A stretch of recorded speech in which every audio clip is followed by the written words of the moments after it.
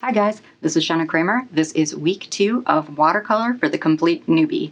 Last week we covered our basic supplies, which would be paper, paint, water, brushes.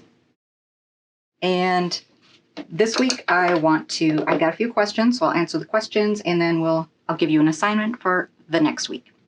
So one of the questions that I had was, why recommend praying watercolor? And I went through a bunch of different watercolors. Like, I ordered every single watercolor that I could possibly get a hold of, every single set of watercolors is what I'm talking about, and tested them. And I was testing them for use in the studio because I teach this as a class in the studio. And so this was by far the clear winner. Ease of use is one. Replaceable pans. If some of these run out, like my orange and my blue are running pretty low at the studio.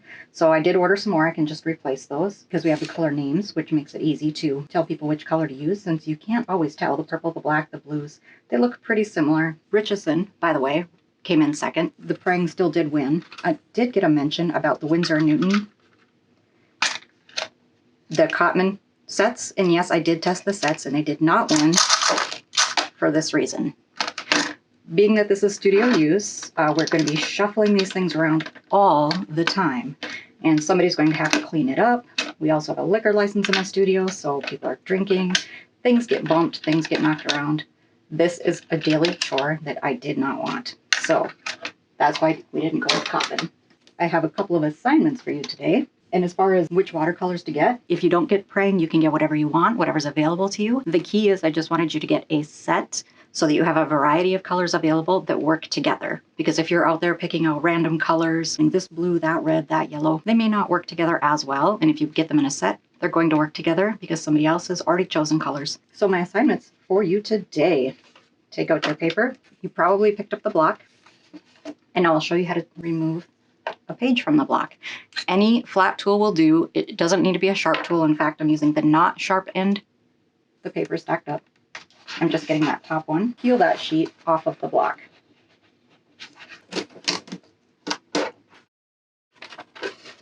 Okay, now you see we can flip this paper over and use the other side. Once it's off the block, you can use the other side. The lesson I'm going to show you today will be washes. So we're going to leave it on the block. Washes involve using a lot of heavy water, and if it's not taped down or mounted, your paper will buckle and could cause issues. And we're taking the big brush and dampen a few colors that you might want to use today. Doesn't really matter, this is just practice. So if you want to just use the colors that you like the least or use the least, that'd be a great time to get them used up. So just adding some water to activate those colors. The couple of types of wash are, one is a wet and wet wash. So lots of water on the brush. And I'm moving the brush kind of slowly. And this is to make sure that the water gets absorbed into all the pores of the paint. If you move quickly, it won't cover. I'll show you that when I have some paint on the brush.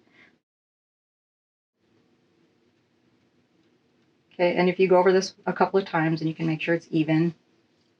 If you wait a brief time, it'll soak up in some areas, not in others, and then you can go over it again with the brush just to even it out. So with a wet and wet wash,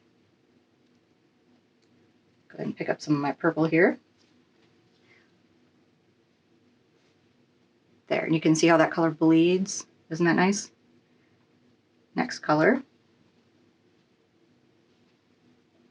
And being on the block, you can tilt it if you want the colors to work together better or not. Go a little bit of blue.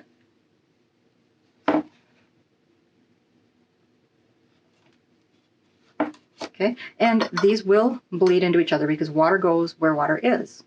So these will continue to bleed into each other as they dry. Now we'll do a wet on dry wash. This is one where you want to mix up a pretty decent amount of paint first.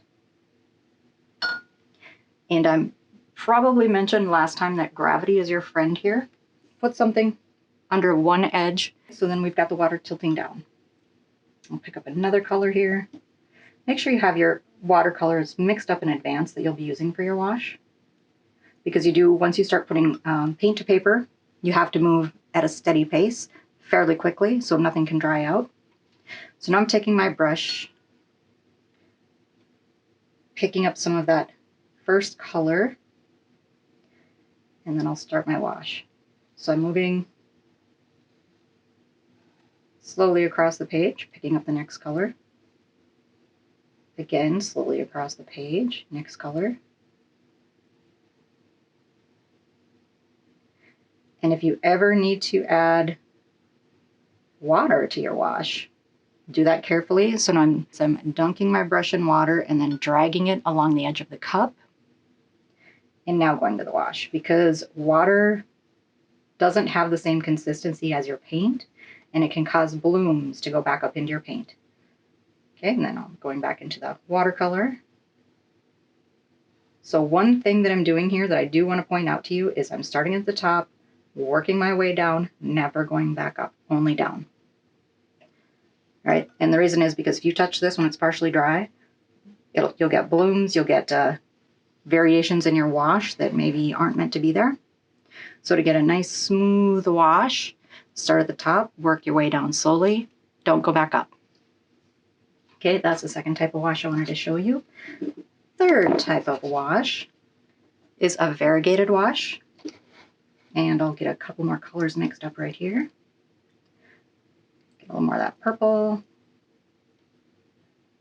a little more teal. Okay, so with a variegated wash, I'll start with a section here. I'm just starting with water. You can start with a color if you want to.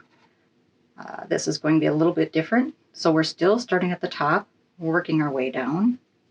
That is definitely still happening.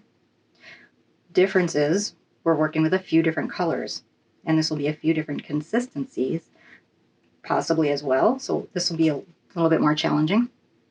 Gravity is definitely your friend on this one. So I'm carefully adding water down here at the bottom,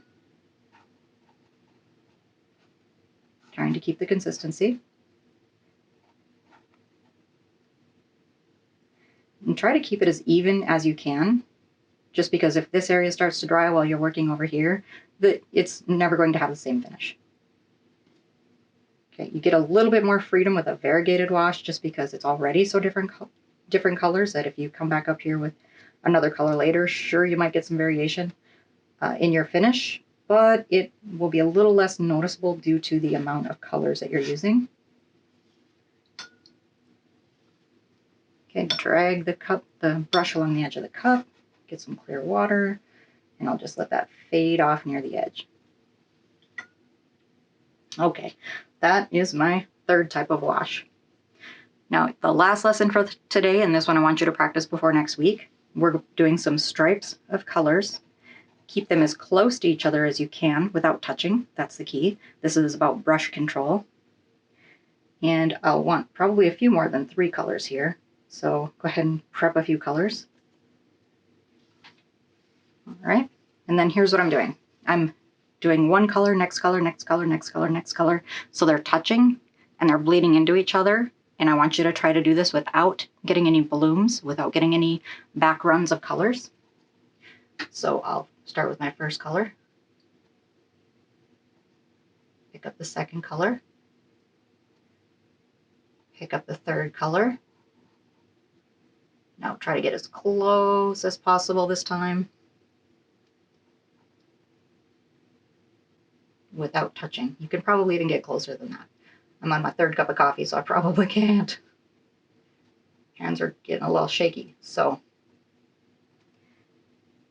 and do a little bit more variation in color here. I'm just using the 3 for the demo, but you can do more of a variation in color than this, which is also way more fun. Get really close. Okay, and then keep on going right down the page. All right, go ahead and fill your page. Last thing before we wrap up today, I just want to thank my patrons, my newest patrons, Rhiannon Storm and Anna Clary. Thank you so much. It is your support that gives me the kick in the butt to keep this going.